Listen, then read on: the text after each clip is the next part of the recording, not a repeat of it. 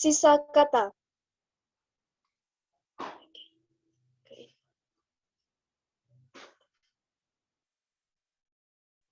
Pertama, akses ke Zoom akan dibuka 30 menit. Peserta diizinkan masuk 15 menit sebelum acara dimulai. ID peserta dalam seminar ini nama asli _ kelas, bukan nama perangkat atau hanya nama institusi. Peserta yang mendapatkan akses ke Zoom harus berpakaian sopan dan berperilaku sopan saat seminar dilaksanakan. Peserta sangat diharapkan mengaktifkan video dan mematikan suara selama proses seminar berlangsung. Semua peserta yang mengikuti seminar melalui Zoom dapat mengajukan pertanyaan dengan cara kirim chat, ketik, tanya, lalu dilanjutkan dengan menuliskan nama, kelas, dan pertanyaan secara ringkas atau secara langsung dengan raise hand terlebih dahulu. Peserta dapat mengaktifkan suara setelah disilahkan moderator. Selanjutnya, pada akhir acara, link daftar hadir akan dibagikan. Kemudian yang terakhir, sertifikat akan dibagikan bagi peserta yang mengikuti acara dari awal sampai berakhirnya seminar dan mengisi daftar hadir. Terima kasih. Assalamualaikum warahmatullahi wabarakatuh. Selamat pagi dan salam sejahtera bagi kita semua. Selamat datang kami ucapkan kepada seluruh peserta seminar Sisa Kata, Program Studi Pendidikan Bahasa dan Sastra Indonesia, Fakultas Pendidikan Bahasa dan Seni, Universitas PGRI Semarang. Yang terhormat, dosen pengampu mata kuliah Seminar Sastra, Ibu Dr. Siti Fatimah, SS MPD. Yang kami hormati, Ketua Panitia Seminar Sisa Kata, Edgar Lutfi Syafiki, serta hadirin yang berbahagia. Puji syukur marilah kita haturkan kehadirat Tuhan Yang Maha Esa, atas segala limpahan rahmat dan hidayahnya, kita semua dapat berkumpul di ruang Zoom dalam acara Seminar Sisa Kata, diskusi santai karya sastra dengan tema mempopulerkan karya sastra sebagai kegiatan literasi di masa pandemi dalam keadaan sehat walafiat tanpa kurang suatu apapun. Hadirin yang kami hormati, mengawali kegiatan pagi ini, marilah kita buka dengan bacaan basmalah bersama. Bismillahirrahmanirrahim. Acara selanjutnya, mendengarkan bersama lagu kebangsaan Indonesia Raya. Hadirin dimohon sikap siap sedia.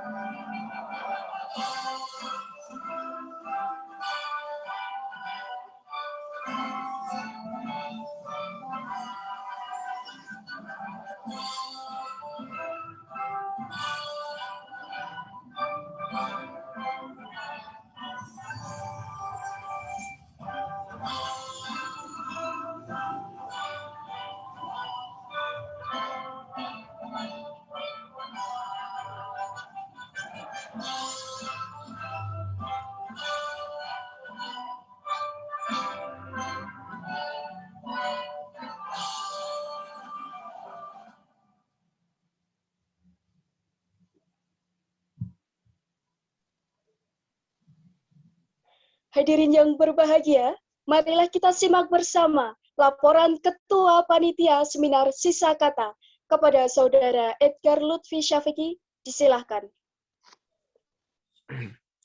Bismillahirrahmanirrahim. Assalamualaikum warahmatullahi wabarakatuh.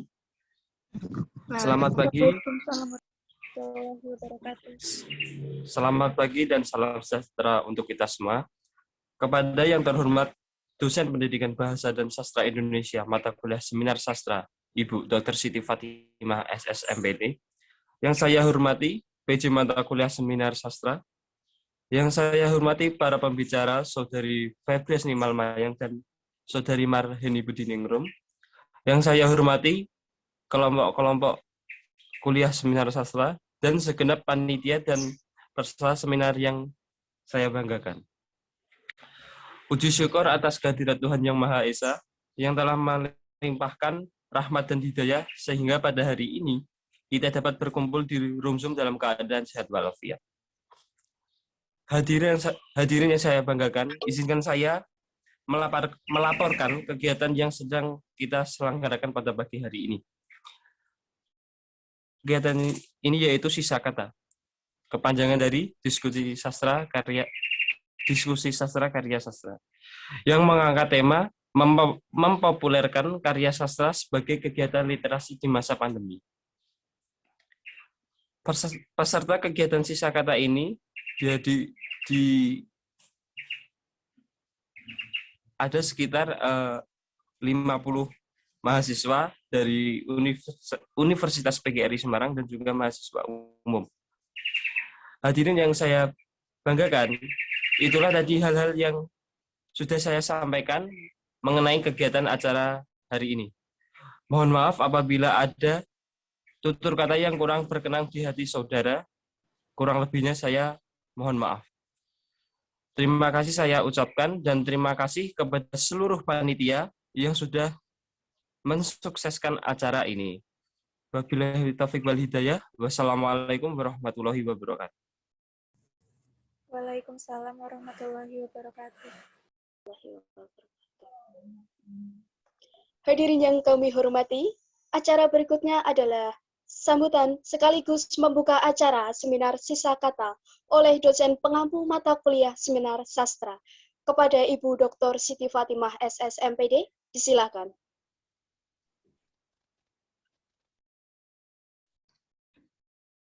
Assalamualaikum warahmatullahi wabarakatuh. Waalaikumsalam warahmatullahi wabarakatuh. Yang saya hormati Ketua Panitia Penyelenggara Seminar Sastra Kelompok 2 Kelas 6A, Saudara Edgar Lutfi. Yang saya hormati para narasumber webinar mempopulerkan karya sastra sebagai kegiatan literasi di masa pandemi, serta seluruh peserta webinar yang saya banggakan. Atas berkat rahmat Allah yang Maha Kuasa, kita dapat bertemu secara virtual dalam webinar yang bertajuk Saudara, pandemi yang menerpa bangsa kita menjadikan kita sebagai pendidik dan calon pendidik memilih kerja cerdas, ya, memilih jalan atau cara dalam berkomunikasi tanpa kontak fisik. Begitu juga ketika melaksanakan pembelajaran. Hal tersebut berimbas pada dunia pendidikan kita. Pandemi COVID-19 telah banyak mengubah cara berpikir, kemudian metode pengajaran, media pembelajaran, model yang digunakan oleh guru, strategi pembelajaran yang dipilih di dalam proses pembelajaran di Indonesia ini. Khususnya pembelajaran sastra Indonesia. Baik pembelajaran prosa, puisi, maupun drama. Apakah itu nanti di tingkat SD, SMP, SMA, bahkan perguruan tinggi, semua yang terkait dengan pembelajaran sastra Indonesia ikut berubah, beralih menjadi pembelajaran daring. Oleh karena permasalahan tersebut, saudara-saudara, perlu ditemukan berbagai alternatif pembelajaran yang cerdas, terutama untuk pembelajaran sastra Indonesia, baik di sekolah maupun di perguruan tinggi. Nah, saya berharap dengan webinar yang dilaksanakan pada kesempatan ini, hal-hal tersebut akan dibahas dan ditemukan solusinya. Apa saja media yang digunakan, metodenya bagaimana, kemudian media pembelajaran yang bagaimana yang bisa digunakan dalam pembelajaran secara daring ini. Saudara-saudara, pertemuan-pertemuan ilmiah seperti ini sebenarnya harus banyak dilakukan oleh para cendekia, seperti halnya saudara-saudara dalam webinar ini. Kemudian selanjutnya semua proses berlangsungnya webinar ini akan saya serahkan sepenuhnya pada kelompok 2 kelas 6A untuk melaksanakan dengan sebaik-baiknya. Demikian sambutan dari saya. Selanjutnya webinar saya nyatakan dibuka dan silakan dilaksanakan. Wassalamualaikum warahmatullahi wabarakatuh. Waalaikumsalam warahmatullahi wabarakatuh. Hadirin yang kami hormati, acara selanjutnya yakni doa yang akan dipimpin oleh Saudara Rizky Bagus Amrullah, disilahkan.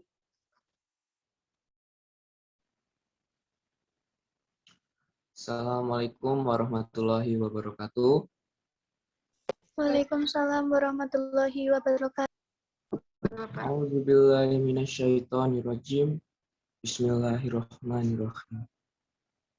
Ya Allah, ya Tuhan kami, puji dan syukur kami persembahkan kehadirat-Mu atas segala rahmat dan karunia, serta kesehatan dan kesempatan yang telah Engkau berikan kepada kami, sehingga kami dapat berkumpul secara online melalui aplikasi Zoom Meeting untuk melaksanakan kegiatan seminar sastra yang bertema memperoleh karya sastra sebagai kegiatan literasi di masa pandemi. Semoga acara pada pagi hari ini menjadi suatu hal yang Engkau ridhoi, yang membawa barokah, taufik, dan hidayah-Mu. Ya Allah yang Maha Penyayang, jadikanlah seminar sastra yang kami laksanakan hari ini dapat menjadi momentum bagi kami untuk meningkatkan produktivitas diri kami. Ya Allah yang Maha Pengampun, ampunilah dosa-dosa kami, dosa ibu bapak kami, dosa pemimpin-pemimpin kami, dosa guru-guru kami, dan dosa pahlawan kami.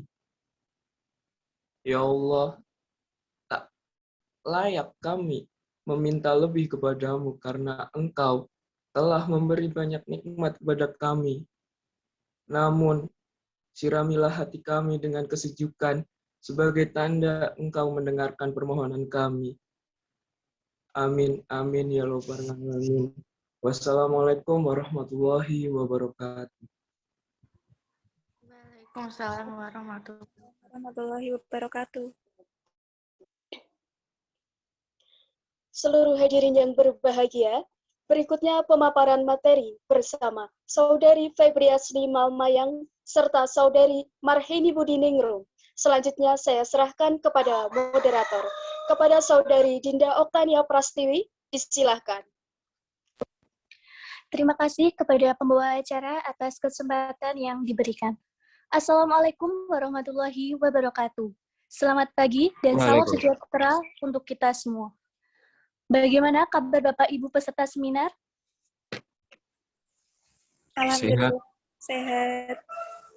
Alhamdulillah, senang sekali. Semoga kita tetap diberikan kesehatan oleh Sang Maha Kuasa. Amin. Perkenalkan, saya Dinda Oktania Prastiwi yang akan memandu acara Sisa Kata, diskusi santai karya sastra pada kesempatan pagi hari ini.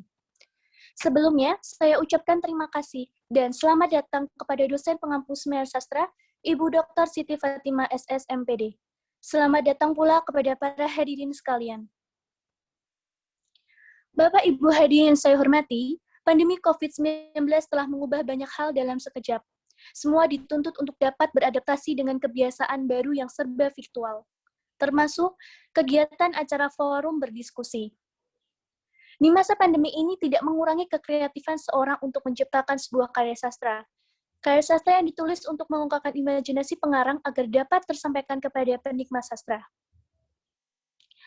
Karya sastra memang tidak secara langsung mendidik pembacanya, namun karya sastra menampilkan citra energetis yang secara langsung berpengaruh terhadap kualitas emosional, yang kemudian berpengaruh terhadap kualitas lain. Pada kesempatan ini, semua akan dibahas oleh kedua narasumber kita, Ibu Febriasni Malmayang melalui diksi dan gaya bahasa dalam lirik lagu Melukis Senja, dan Ibu Marheni Budinirum melalui diksi dan gaya bahasa kumpulan cerpen 11-11 karya Versa Bersari. Apakah kami sudah dapat terhubung dengan Ibu Febriasni dan Ibu Marheni? Sudah, Mbak. Baik, narasumber sudah hadir bersama kita semua. Nanti akan ada 2 sesi. Di sesi pertama, narasumber memaparkan materinya selama kurang lebih 30 menit. Selama pembicara menyampaikan materinya, peserta dimohon untuk menyalakan kamera dan mematikan mikrofon serta tidak diperbolehkan melakukan interupsi. Setelah narasumber menyampaikan materinya, akan ada sesi tanya-jawab dengan para peserta. Tak kenal maka tak sayang. Sebelum pemaparan materi oleh narasumber pertama, izinkan saya untuk membacakan CV beliau. Nama, Febriasni Malmayang. Tempat tanggal lahir, Pemalang, 5 Februari 2001. Alamat, Jalan Pisang nomor 75 Sewaka, Pemalang. Pendidikan, TK Pertiwi Tunas Harapan, SD Negeri 02 Sewaka, SMP Negeri 4 Pemalang, SMA Negeri 2 Pemalang. Pengalaman organisasi, Ketua Bidang Keagamaan Dewan Penggalang SMP Negeri 4 Pemalang tahun 2014-2015. Anggota Paduan Suara Gita Suara Semanda 2016-2018. Sekretaris Paduan Suara Upvoice Universitas PGRI Semarang tahun 2019-2020. Selanjutnya, kami persilakan kepada narasumber pertama, Ibu Febriasni Malmayang untuk menyampaikan materinya. Baik, terima kasih Mbak Dinda. Assalamualaikum warahmatullahi wabarakatuh. Waalaikumsalam warahmatullahi wabarakatuh. Selamat pagi dan salam sejahtera untuk kita semua. Terima kasih untuk teman-teman peserta seminar yang sudah hadir dan menyempatkan waktu sehingga kita dapat bersemuka walaupun secara virtual karena situasi dan kondisi yang tidak memungkinkan kita untuk bertemu secara langsung. Perkenalkan, saya Febriasni Malmayang. Pada kesempatan ini, kita akan membahas tentang diksi dan gaya bahasa dalam lirik lagu Melukis Senja. Langsung saja, pada era digital seperti sekarang, kita dimudahkan untuk mengakses apapun dan menerima informasi apapun yang dibutuhkan, salah satunya adalah karya sastra. Next, Mbak. Nah, karya sastra sendiri itu adalah berisi tentang isi hati pengarang, dan karya sastra juga memiliki ciri utama, yaitu unsur keindahan. Pengertian tersebut disampaikan oleh Ratna, halaman 13 tahun 2009. Kemudian, karya sastra yang akan kita bahas yaitu lirik lagu. Apa sih lirik lagu? Kemudian, kenapa memilih lirik lagu? Nah, lirik lagu sendiri itu merupakan puisi yang berisi tentang isi hati pengarang. Hal tersebut, pengertian tersebut ada di Kamus Besar Bahasa Indonesia. Nah, kemudian, mengapa sih memilih lirik lagu? Nah, lirik lagu itu menurut saya itu unik, karena lirik lagu dapat dikatakan sebagai puisi, namun disajikan dengan nyanyian. Next.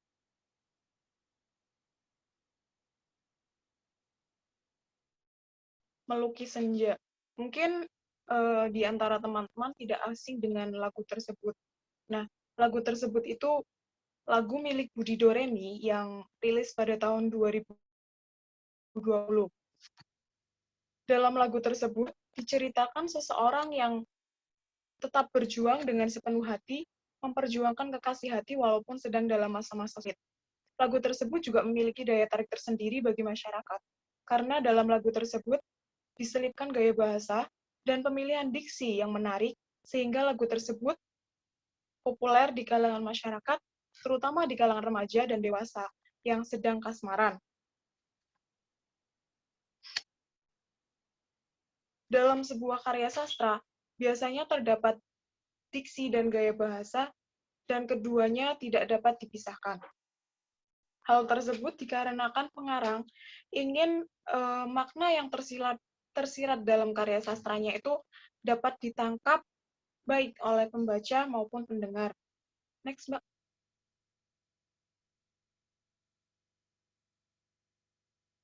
Menurut Keraf, halaman 24 tahun 2008 menyampaikan bahwa diksi atau pilihan kata merupakan pembeda dari makna suatu gagasan yang ingin disampaikan, serta diksi itu biasanya berkenaan dengan nilai rasa bagi penikmatnya.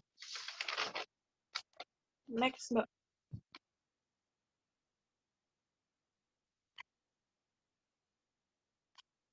Kemudian, diksi itu dibedakan menjadi dua. Yang pertama, diksi berdasarkan makna, dan yang kedua, diksi berdasarkan struktur leksikal.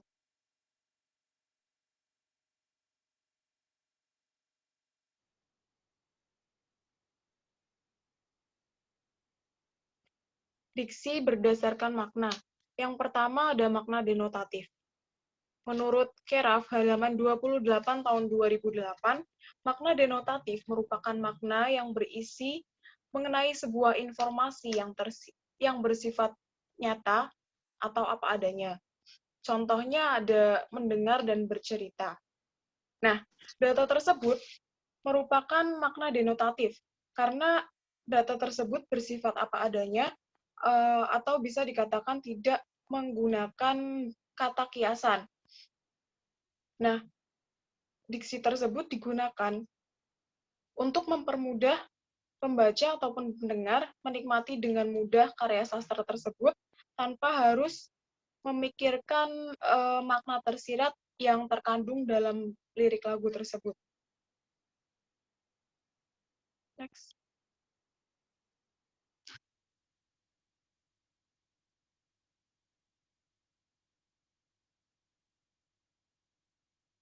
Next, Mbak.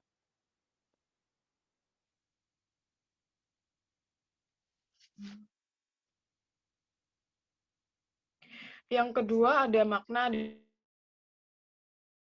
disebut makna evaluatif, merupakan salah satu makna yang di dalamnya mengandung unsur emosional, sehingga menimbulkan efek tertentu bagi pembaca atau pendengar yang menikmatinya. Kemudian data yang ditemukan itu ada dua, contohnya ada dua, melukis dan membasuh. Data tersebut termasuk makna konotatif, karena kata tersebut mengandung emosional, unsur emosional. Kemudian tujuan dari penggunaan diksi ini sendiri adalah untuk memberikan unsur keindahan pada setiap kata yang digunakan. Kemudian ada struktur leksikal.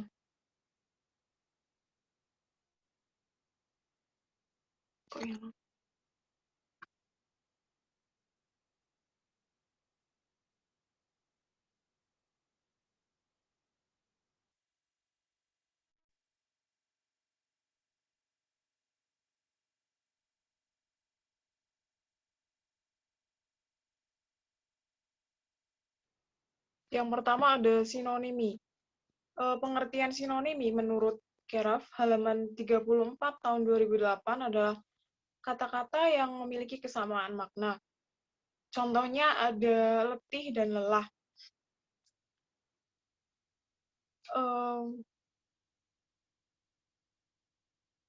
Kemudian yang kedua ada polisemi.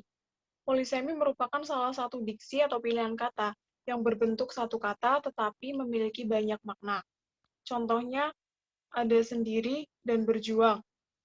Nah, dalam Kamus Besar Bahasa Indonesia, sendiri itu memiliki beberapa makna, yaitu ada seorang diri, kemudian tidak dibantu, terasingkan, dan lain-lain. Kemudian kata berjuang, menurut Kamus Besar Bahasa Indonesia juga memiliki beberapa makna. Yang pertama ada berlaga, berkelahi, memperebutkan sesuatu, dan lain sebagainya. Next.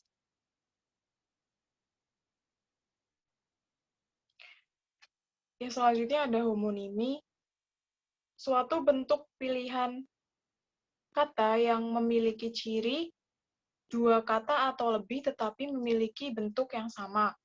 Contohnya ada malam dan indah. Data tersebut termasuk homonimi karena kata malam dan indah itu dalam Kamus Besar Bahasa Indonesia memiliki dua atau lebih kata yang sama. Dan yang terakhir ada antonimi, merupakan diksi yang menyatakan hubungan antara makna satu dengan makna lainnya, tetapi berbeda atau saling bertentangan. Contohnya ada berat dan kini.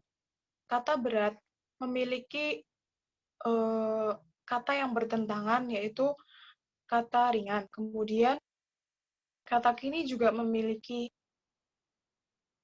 kata yang saling bertentangan, yaitu kata nanti. Next.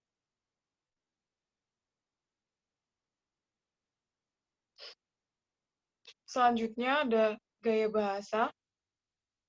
Menurut Keraf, halaman 113 tahun 2008, gaya bahasa adalah ciri khas suatu bahasa yang mewakili isi hati penulis. Next.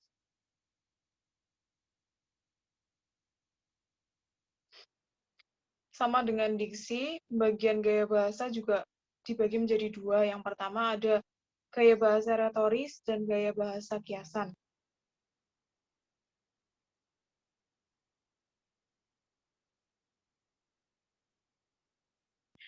Gaya bahasa retoris ada eufemismus.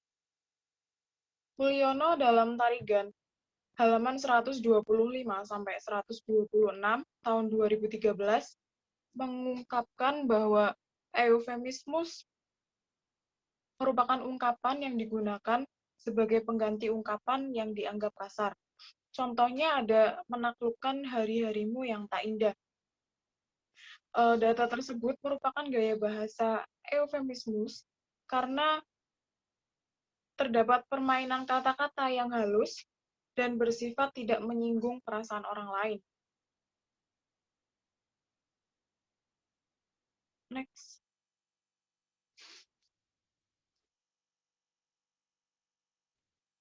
Selanjutnya ada gaya bahasa kiasan, personifikasi.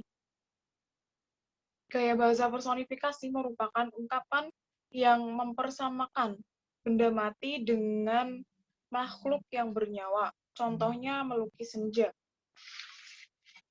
Data tersebut merupakan gaya bahasa personifikasi karena menggambarkan benda mati yang tidak bernyawa seolah-olah itu memiliki nyawa dan bersifat seperti manusia. Hal tersebut dapat memberikan efek hidup serta memperindah sehingga pembaca maupun pendengar tertarik untuk menikmati karya sastra tersebut.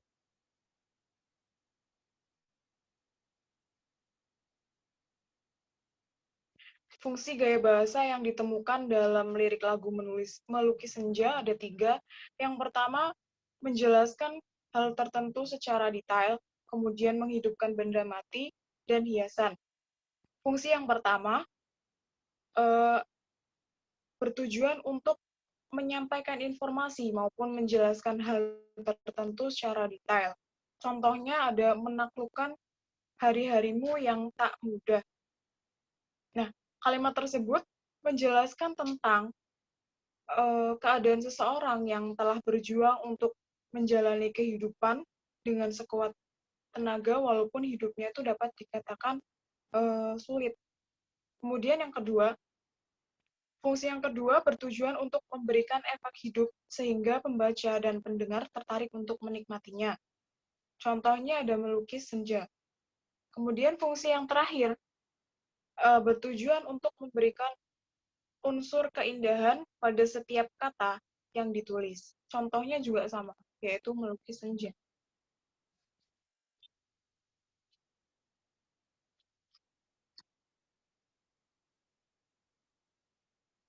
Sekian pemaparan dari saya. Terima kasih. Terima kasih Ibu Mayang atas paparan yang begitu menarik. Nah, pasti peserta seminar tidak sabar untuk bertanya ya. Namun ditahan dulu, nanti akan ada sesi tanya jawab. Masih ada pemaparan dari narasumber kedua yang tidak kalah menariknya. Kalau tadi sudah berkenalan dengan narasumber yang pertama, sekarang kita akan berkenalan dengan narasumber kedua. Izinkan saya untuk menyampaikan CV narasumber kedua.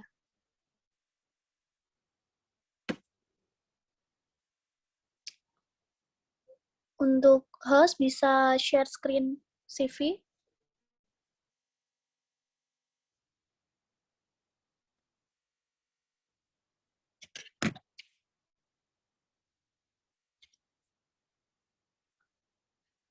Marheni Budiningrum. Moto, sebaik-baik manusia yang bermanfaat bagi sesama. Biodata, Marheni Budiningrum. Panggilan Heni. Kendal 15 Desember 2000, Desa Gubuk Sari, RT 3 RW 3, Pegandon, Kendal, Jawa Tengah. Pendidikan, TK Muslimat Tarbiyatul Atfal, SD Negeri Gubuk Sari, SMP Negeri 1 Pegandon, SMK Negeri 4 Kendal. Pengalaman organisasi, Wakil Ketua Rohis SMK Negeri 4 Kendal tahun 2017-2018, Bendahara MPK SMK Negeri 4 Kendal tahun 2016-2017, Dewan Ambalan Pramuka SMK Negeri 4 Kendal tahun 2016-2018,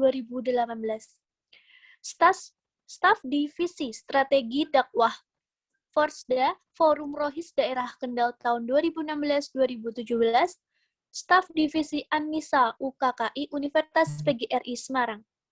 Kontak person 0815623605.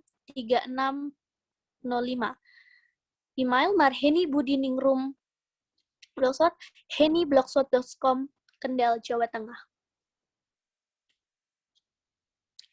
Baik, untuk selanjutnya kami persilakan kepada narasumber kedua, Ibu Marheni Budiningrum, untuk menyampaikan materinya.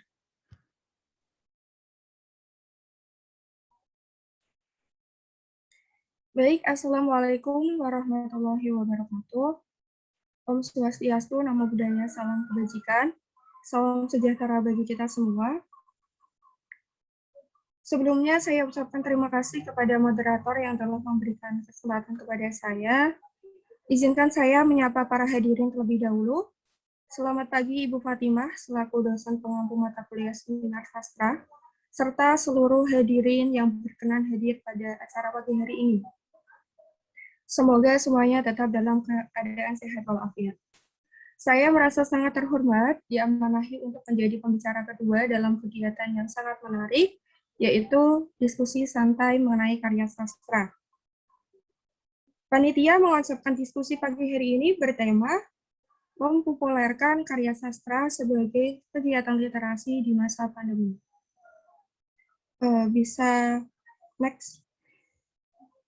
Baik, hadirin yang terhormat, di masa pandemi COVID-19 yang terbilang cukup lama ini, kira-kira sudah tahun lebih ya. Awal mula virus COVID-19 masuk di Indonesia sekitar bulan Juni 2020, sampai dengan sekarang Juni 2021, sudah banyak mengubah tatanan masyarakat, mengubah kebiasaan hidup kita sehari-hari. Pada hakikatnya, manusia merupakan makhluk sosial yang tidak bisa lepas dengan orang lain, baik itu bekerja, belajar bersama dalam suatu lembaga pendidikan, atau sekadar kegiatan non-formal.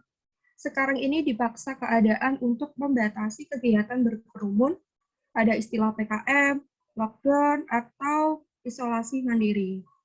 Dalam rangka ikhtiar memutus penyebaran COVID-19, ini mengakibatkan kita lebih sering berada pada situasi menjadi makhluk individual untuk sementara waktu. Hal itu tentu membuat kita merasa jenuh, merasa bosan, gitu ya. Maka tidak sedikit orang yang tiba-tiba menemukan hobi atau kebiasaan baru pada masa pandemi. Slide-nya bisa next. Untuk mengalihkan rasa bosan tersebut. Seperti ada tren berkebun, olahraga, dan sebagainya. Juga ada banyak waktu luang untuk menonton film series, misalnya membaca buku-buku seperti novel, komik, dan lain-lain. Menyinggung kebiasaan baru di masa pandemi, salah satunya yaitu kegiatan membaca. Ada sebagian orang untuk mengalihkan rasa bosan atau istilah modern sekarang itu gabut dengan membaca. Namun tidak dapat dipungkiri bahwa di negara Indonesia kita tercinta, daya literasi atau minat baca masih tergolong rendah dibandingkan dengan negara lain. Meskipun perbukuan di Indonesia juga terus berkembang, namun kegiatan literasi belum mendapatkan hati di tengah-tengah masyarakat. Nah, ini ada kesempatan emas, harusnya di masa-masa ini kita harus meningkatkan minat baca dan daya literasi karena hal itu sangatlah penting. Salah satu caranya yaitu mempopulerkan karya sastra sebagai langkah awal untuk kita bisa gemar membaca. Tidak perlu yang berat-berat dulu, cukup literasi yang ringan seperti cerpen atau novel. Keberadaan karya sastra sebenarnya sudah lama di tengah-tengah kita semua, sudah mengisi kegemaran sebagian orang, maka kita harus terus mempopulerkan sebagai salah satu gerakan literasi. Karena dalam karya sastra juga banyak wawasan baru yang dapat kita temukan. Bisa next. Saya mendefinisikan karya sastra merupakan suatu produk bahasa berupa lisan maupun tulisan yang di dalamnya mengandung gagasan dan imajinasi penulis, kemudian dikemas secara kreatif. Di layar sudah saya sertakan definisi karya sastra menurut Kamus Besar Bahasa Indonesia. Sastra adalah karya tulis yang bila dibandingkan dengan tulisan lain, ciri-ciri keunggulan seperti keaslian, keartistikan, keindahan dalam isi dan ungkapannya.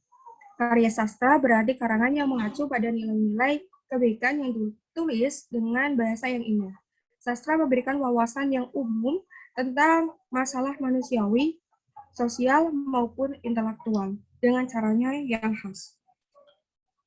Pembaca sastra dimungkinkan untuk menginterpretasikan teks sastra sesuai dengan wawasannya sendiri. Saya juga sertakan definisi sastra menurut para ahli, bisa diperhatikan bersama. Kemudian ada jenis-jenis karya sastra. Perlu saya sampaikan pada hadirin, sastra dibedakan menjadi sastra imajinatif dan non-imajinatif. Jika kita perhatikan, banyak pernyataan mengenai karya sastra itu mengacu pada karya imajinatif yang bersifat estetis. Karena bidang ini sering diidentikan dengan jenis imajinatifnya, seperti prosa fiksi dan puisi. Padahal tulisan non-imajinatif dan non-fiksi juga banyak diciptakan, hanya saja ketika kita menikmatinya, kita tidak merasa sedang membaca karya sastra. Untuk definisi dari jenis-jenis sastra, baik itu sastra imajinatif maupun non-imajinatif, mungkin pada diri dapat mendapatkan referensi secara mandiri ya, karena keterbatasan waktu, saya akan lanjutkan. Pada kesempatan ini, saya akan berusaha mempopulerkan karya sastra jenis prosa. Sebab saya perhatikan untuk mengisi waktu luang masa pandemi ini, terutama remaja lebih senang membaca prosa seperti cerpen dan novel. Baik, saya mengajarkan sebuah prosa berupa kumpulan cerpen 11 karya Elsa Besari Saat ini cerpen masih mempunyai daya minat yang sangat tinggi di kalangan masyarakat. Cerpen menjadi salah satu media alternatif untuk kegiatan literasi yang memberikan wawasan baru kepada para pembaca melalui ide gagasan yang diangkat oleh penulis. Kumpulan cerpen 11 karya Fresa Besari dirasakan menarik untuk kita bahas bersama karena buku ini tergolong luncuran karya sastra baru dan di dalamnya mengangkat tema yang relevan dengan era terkini. Meskipun sebagian besar dikemas secara fiksi. Terlebih, kumpulan cerpen atau penulis menyebutnya dengan album buku ini berhasil mendapatkan penghargaan kategori Rookie of the Years dari IKPI. Semenjak mendapatkan penghargaan sampai dengan awal tahun 2020, kumpulan cerpen ini mendapati top 10 bestseller di beberapa toko buku, sehingga terbukti banyaknya peminat serta memang dari tampilan buku yang mempunyai kesan unik dan memancing rasa penasaran. Yang tidak kalah penting, kita turut memperkenalkan generasi penulis muda berbakat yang berhasil mempersembahkan karya sastra yang berkualitas untuk dapat dinikmati masyarakat lebih luas lagi, supaya bidang kesusastraan di Indonesia panjang umur dan semakin berjaya. Nah, agar pembahasan kita lebih mendasar, saya akan mengerucutkan topik pembahasannya mengenai diksi dan gaya bahasa pada kumpulan cerpen 11 karya Fresa Besari ini. Sebagai referensi kepada hadirin yang terhormat untuk menganalisis atau sekedar mengetahui diksi dan gaya bahasa dalam suatu karya sastra, dapat menggunakan kajian stilistika, yaitu kajian terhadap performasi kebahasaan khususnya yang terdapat pada karya sastra dengan pemfokusan analisis pada diksi dan gaya bahasa. Sedangkan untuk memudahkan proses analisisnya dapat menggunakan metode dokumentasi.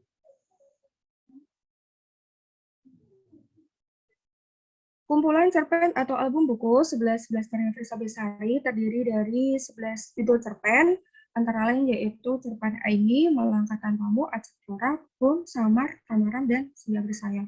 Dapat kita perhatikan bersama identitas dari album buku 11 ini. Kemudian langsung saja ke pembahasan.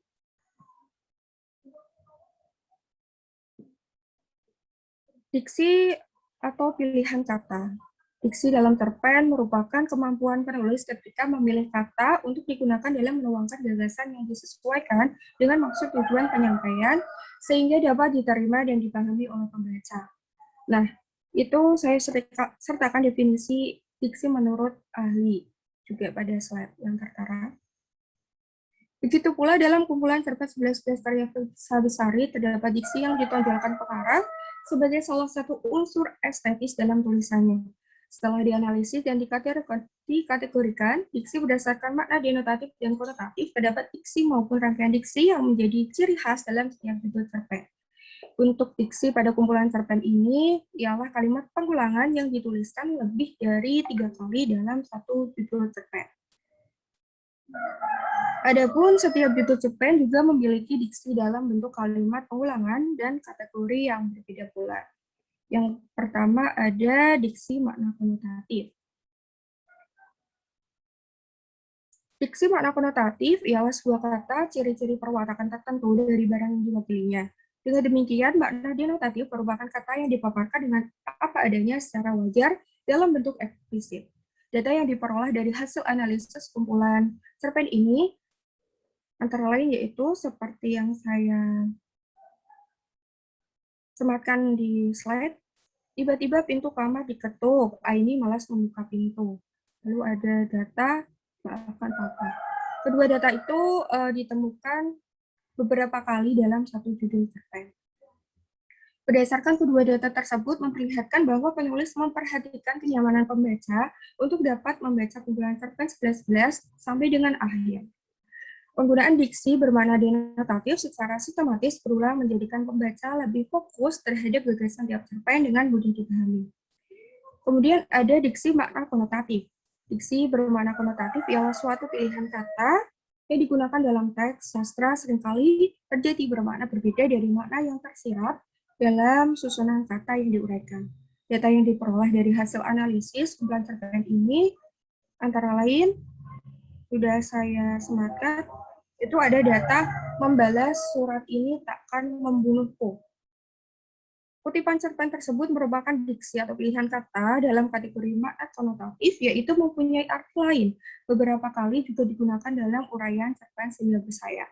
Kutipan tersebut dapat diartikan bahwa kegiatan mengirim dan membalas surat tersebut tidak akan mengakibatkan suatu hal yang menjadi penyesalan. Takkan membunuhku. Ada kata-kata demikian merupakan sebuah kata yang tidak menjelaskan makna sebenarnya dalam kalimat tersebut, melainkan menerangkan maksud lain, yaitu membalas surat tidak akan menjadi sebuah masalah. Penulis menggunakan diksi makna denotatif. Penulis menggunakan diksi makna konotatif terlihat hendak menciptakan kesan estetis dengan mencoba merangsang gaya pikir pembahasan para pembaca. Baik, next. Kemudian kita akan membahas dari sisi gaya bahasanya. Gaya bahasa juga menjadi salah satu unsur penting dalam cerpen. Gaya bahasa merupakan pemanfaatan atas kekayaan bahasa dalam menuangkan kreativitas penulis. Gaya bahasa juga dapat dikatakan sebagai keseluruhan ciri-ciri bahasa sekolah penulis sastra. Oleh sebab itu, dengan gaya bahasa, penulis dapat memiliki ciri khas dan keunikan menguraikan gagasan dalam karya sastra sehingga mudah dikenali oleh pembaca. Penggunaan gaya bahasa dalam kumpulan cerpen ini sangat beragam, sehingga perlu dikategorikan agar dapat dideskripsikan secara terperinci.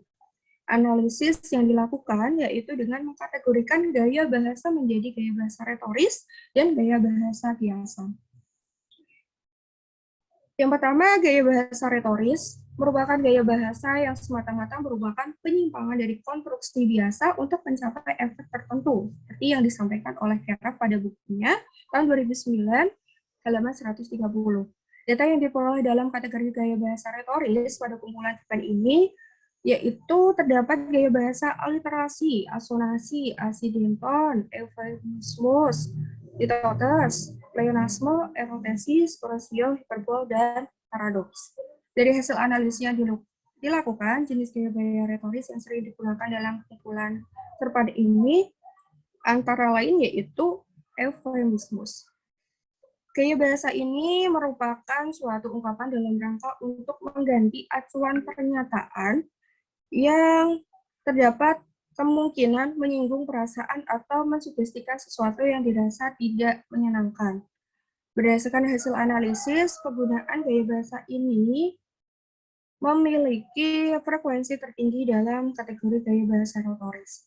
Salah satu contoh kutipan pemakaian gaya bahasa eufemismus pada kumpulan cerpen 11 karya Besari antara lain yaitu yang ini tidak tertolong. Kutipan kalimat di atas merupakan gaya bahasa eufemismus, yakni terletak pada kata tidak tertolong, dapat diartikan bahwa sebenarnya penulis hendak mengungkapkan perihal seseorang itu sudah meninggal dunia. Akan tetapi untuk menghindari kemungkinan penyinggungan perasaan keluarga disampaikan dengan kata tidak tertolong. Terlebih bahwa penulis ingin memberikan atau menginformasi kosakata baru yang dapat berupa sinonim sehingga mencapai kesan estetis melalui kalimat dengan penggunaan gaya bahasa tersebut.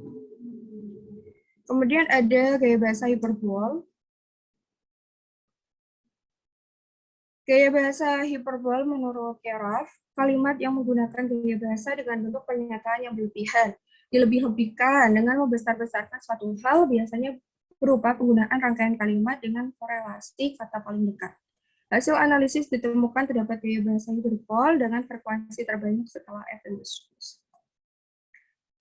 Yaitu datanya berupa kutipan kalimat, saya sampai mengulang lagu itu hingga beberapa puluh kali untuk memastikan saya tidak salah dengar. Kata beberapa puluh kali itu seakan berlebih-lebihan begitu. Dari kutipan kalimat di atas terlihat bahwa penulis hendak melakukan penekanan terhadap suatu gagasan dengan penambahan kata-kata yang memiliki pemaknaan berkorelasi sehingga dapat disampaikan dengan terperinci. Kemudian ada gaya bahasa kiasan. Pengkategorian bahasa lainnya ialah gaya bahasa kiasan. Gaya bahasa kiasan merupakan gaya bahasa yang membandingkan sesuatu dengan sesuatu hal lain atau mencoba menunjukkan kesamaan antara kedua hal tersebut. Data hasil analisis dalam kategori ini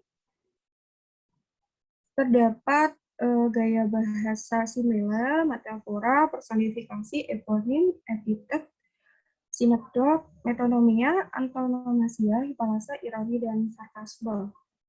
Adapun jenis gaya bahasa kiasan yang sering digunakan dalam kumpulan cerpen ini antara lain simile. Gaya bahasa simile diartikan oleh Carroll merupakan penggunaan kata maupun kalimat dengan esensi persamaan dengan adanya maksud bersifat eksplisit, yaitu mengemukakan pernyataan yang sama dengan suatu hal. Penggunaan gaya bahasa ini memiliki frekuensi terbanyak dalam kategori gaya bahasa retoris. Data yang ditemukan itu seperti kutipan yang saya sertakan di PPT, hujan masih saja deras di luar sana, begitu pula di benaknya.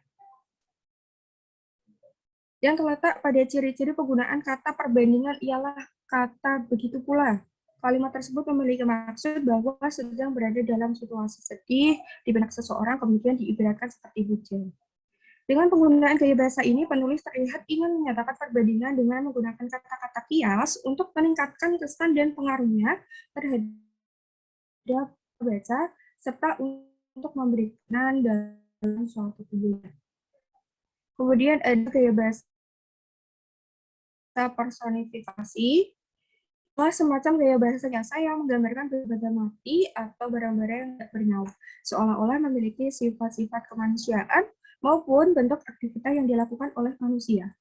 Dari hasil analisis, gaya bahasa personifikasi didapati mempunyai frekuensi tertinggi setelah gaya bahasa hiperbol. Contoh kutipan kalimat dari cerpen itu ada, beberapa detik berlalu penuh bisu. Pada kutipan kalimat tersebut merupakan kalimat yang mengandung gaya bahasa personifikasi karena menempatkan detik dan merupakan benda bagian dari sebuah fisik yang diterapkan pada keadaan yang sifatnya kemanusiaan. Bisu merupakan kondisi keterbatasan yang umumnya hanya dialami oleh manusia, bukan itu ya, yang tidak bisa mengemukakan suara dan akan menjadi rangkaian kata detik bisu. Dapat diartikan bahwa waktu atau situasi yang berlalu dijalani begitu saja tanpa ada sebuah percakapan ataupun tindakan apapun. Dalam kutipan kalimat tersebut, penulis terlihat memaksimalkan kreativitasnya untuk menyatakan suatu pertentangan dalam situasi tertentu dengan maksud untuk memperhebat atau meningkatkan kesan dari pengaruh kepada pembaca. Ya, mungkin itu sudah kita bahas bersama-sama macam-macam gaya bahasa ya yang ada dalam kumpulan cerpen 11 karya Vanessa Besari. Demikian pembahasan mengenai variasi penggunaan diksi dan gaya bahasa dari album buku atau kumpulan cerpen 11 karya Vanessa Besari. Besar harapan saya dapat meningkatkan minat baca kita semua sebagai salah satu kegiatan yang bermanfaat menghilangkan rasa jenuh di masa pandemi. Supaya pembahasan kita lebih relevan dan meluas, boleh setelah ini dilanjutkan dengan diskusi bersama. Atas perhatian dan suasana kondusif, para hadirin yang terhormat, saya ucapkan terima kasih. Wassalamualaikum warahmatullahi wabarakatuh. Waalaikumsalam warahmatullahi wabarakatuh. Wah, sungguh menarik ya pembahasan pada hari ini. Bapak, Ibu yang kami hormati, kini tiba saatnya kita masuk pada sesi yang sudah ditunggu-tunggu, sesi tanya-jawab. Sesi ini akan dibagi menjadi 2 termin. Setiap termin akan diberikan kesempatan bertanya untuk 3 orang. Pertanyaan untuk narasumber pertama itu pada termin pertama, dan narasumber kedua ada pada termin kedua. Bagi peserta yang ingin bertanya, silakan bisa menyalakan raise hand dan peserta yang terpilih berhak bertanya. Sebelum bertanya, hendaknya menyebutkan identitas terlebih dahulu, nama dan asal instansi. Pertanyaan diajukan secara singkat, padat, dan jelas. Baik, langsung saja kita mulai sesi tanya-jawab ini. Saya persilakan kepada para hadirin untuk bertanya.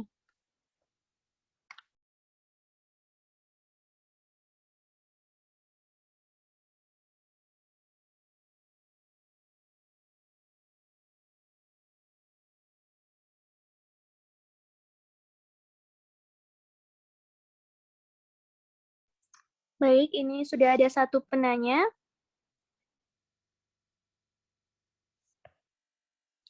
Untuk Farida, bisa langsung bertanya dan menyalakan kameranya beserta mikrofonnya.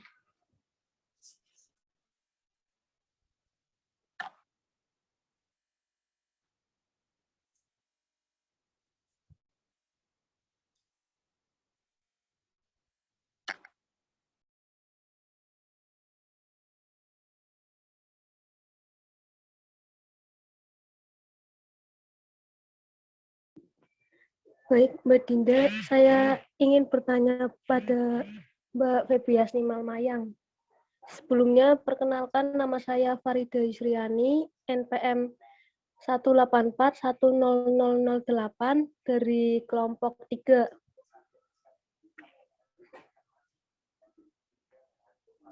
Pertanyaannya, dalam menentukan diksi dan gaya bahasa, dalam penelitian tersebut itu menggunakan kajian apa, Mbak Febriasni?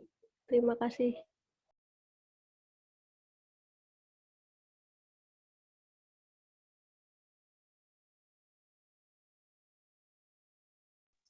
Baik, untuk narasumber Febriasni Malmayang, ini mau menjawab satu persatu atau menunggu 3 penanya terlebih dahulu? Dijawab sekarang boleh ya, Mbak Dinda? Oh ya, silahkan. Baik, saya akan menjawab pertanyaan dari Mbak Farida. Kajian apa yang digunakan dalam penelitian ini? Saya menggunakan kajian stilistika. Kajian ini biasa digunakan untuk meneliti sebuah karya sastra. Nah, pengertian dari stilistika sendiri itu gaya bahasa yang digunakan pengarang, gaya yang digunakan pengarang dalam menuliskan karya sastranya sehingga dapat menimbulkan aspek keindahan dalam karya sastranya. Hal tersebut seperti yang disampaikan oleh Sipley dalam Ratna halaman 8 tahun 2009. Terima kasih. Saudari Farida, apakah bisa diterima penjelasan dari narasumber?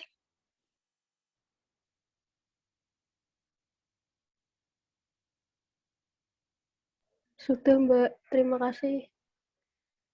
Sama-sama. Nah, ini untuk selanjutnya ada 2 penanya lagi nih. Yang kita pilih dulu, ini ada Saudari Eka Nur Amalia, silakan untuk menyalakan kameranya beserta mikrofonnya untuk bertanya. Silakan. Baik, Mbak. Saya Eka Nur Amalia, NPM 184100029. Izin bertanya kepada pembicara 1, Ibu Febriasni, bagaimana teknik analisis data dalam penelitian Anda? Terima kasih.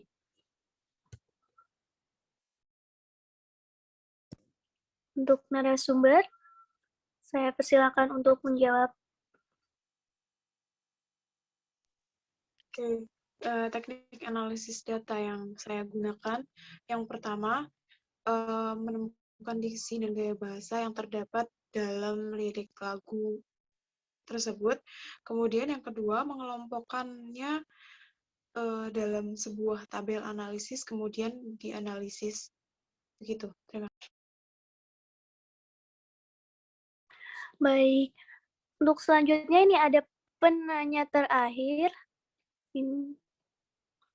Pada Saudari Sinta Mileniawati, dipersilakan untuk menyalakan kameranya beserta dengan mikrofonnya. Saya persilakan untuk bertanya.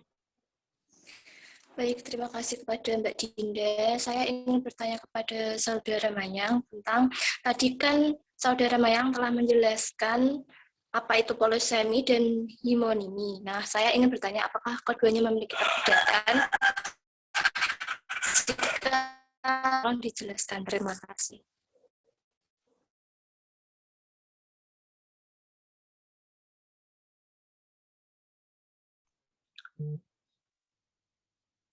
Baik, terima kasih. Kepada narasumber, bisa menanggapi pertanyaan dari Saudari Sinta Mileniawati.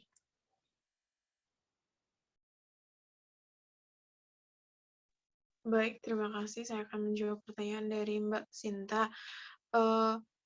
Homonimi dan polisemi itu memiliki perbedaan. Ya, perbedaannya itu jika homonimi merupakan dua kata atau lebih, tetapi memiliki bentuk yang sama.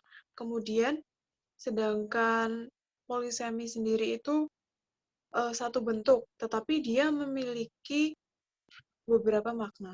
Begitu.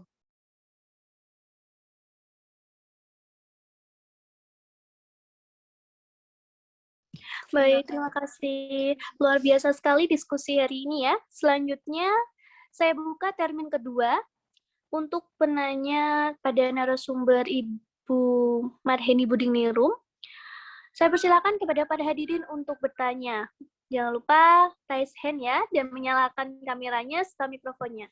Nanti yang terpilih langsung saja bertanya.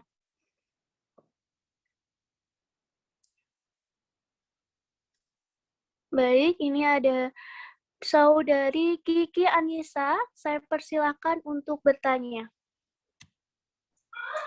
Assalamualaikum warahmatullahi wabarakatuh. Saya Kiki Anissa Amalia ingin bertanya kepada narasumber yang kedua. Pertanyaannya adalah, apakah penggunaan diksi dan gaya bahasa dalam karya sastra dapat menunjukkan intelektual penulis? Terima kasih.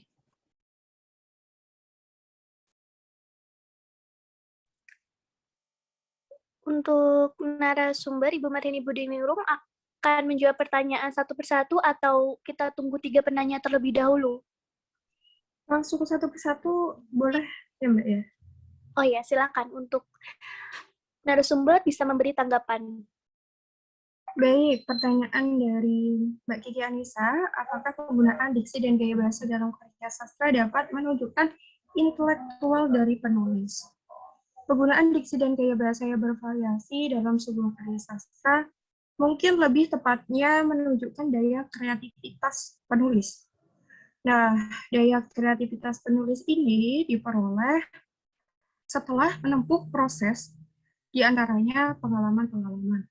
Mungkin pengalaman belajar yang merangsang intelektual itu sendiri, pengalaman mengolah informasi, riset, referensi, dan lain-lain, sehingga penulis tersebut mempunyai penguasaan luas untuk memunculkan kreativitas baru dan bervariasi dalam menuangkan ide dan gagasan pada karya sastra yang ia tulis. Terlebih, dapat dijadikan ciri khas atau karakteristik dari penulis. Mungkin begitu Mbak Kiki. Untuk Saudari Kiki Anissa, apakah dapat diterima penjelasan dari narasumber? Dapat diterima, Mbak. Terima kasih untuk narasumber kedua. Selanjutnya ini langsung saja ya, ada Saudari Lisbela Anissa. Saya persilakan untuk mengajukan pertanyaan. Ya Mbak, saya Lisbela Anissa dari kelompok 1 ingin bertanya kepada narasumber.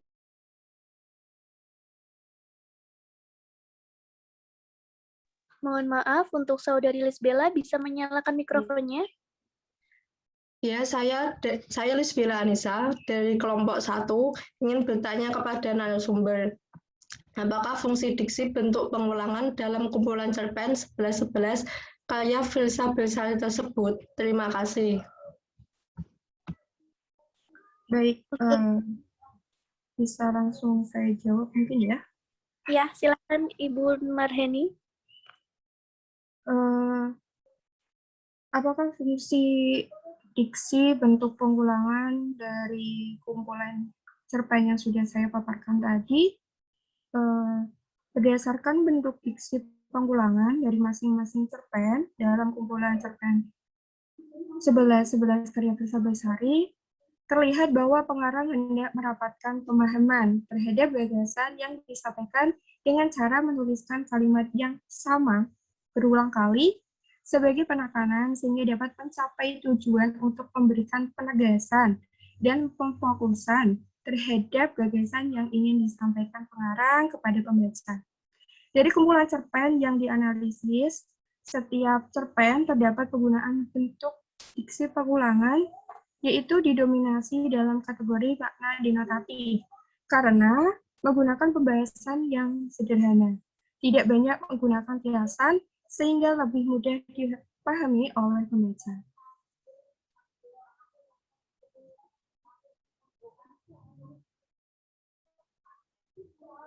Mungkin begitu, Mbak. Baik, untuk Saudari Lisbela Anissa, apakah bisa diterima penjelasan dari narasumber? Baik, bisa diterima, Mbak. Terima kasih. Nah, untuk pertanyaan terakhir nih, ada Saudari Fiona Salma Aufa. Saya persilakan untuk menyalakan kameranya beserta mikrofonnya dan mengajukan pertanyaan.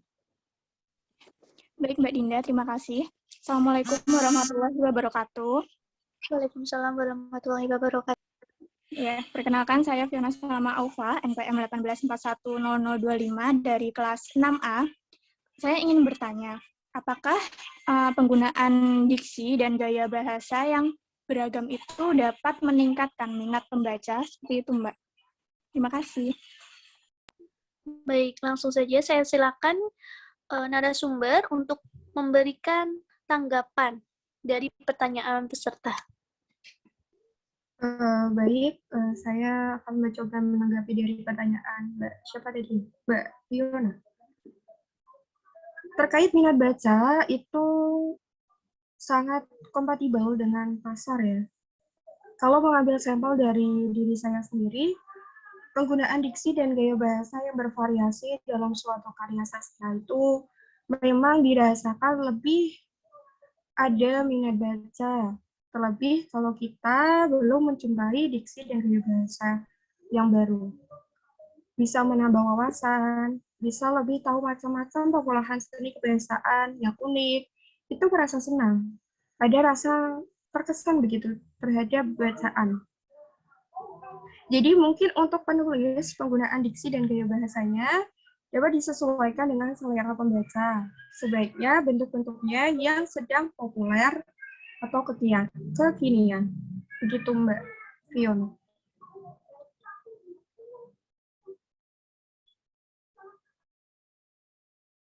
Untuk Saudari Fiona Salma Aufa, apakah dapat diterima penjelasan dari narasumber?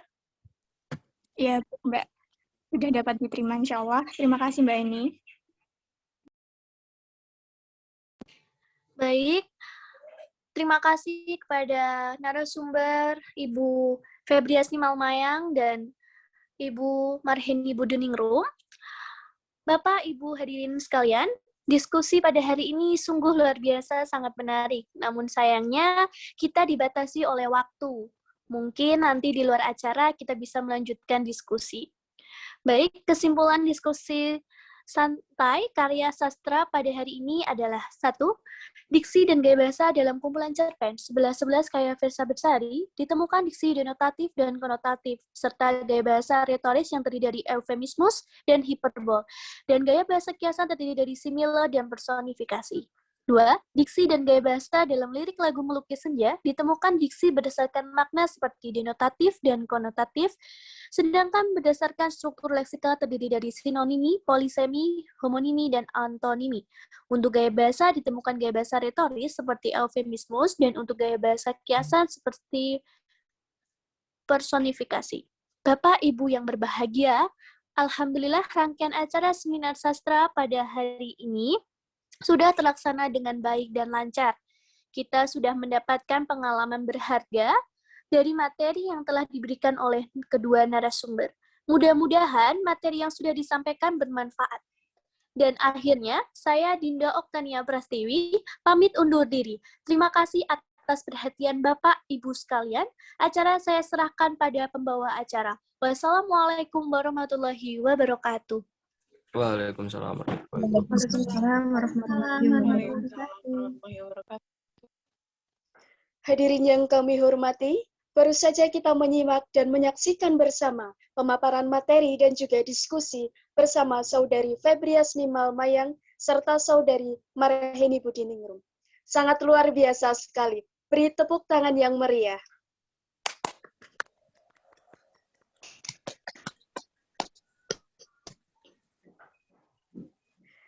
Hadirin yang berbahagia, kami ucapkan terima kasih telah mengikuti seminar Sisa Kata pada pagi hari ini. Kami dari panitia pamit undur diri. Wassalamualaikum warahmatullahi wabarakatuh. Waalaikumsalam warahmatullahi wabarakatuh.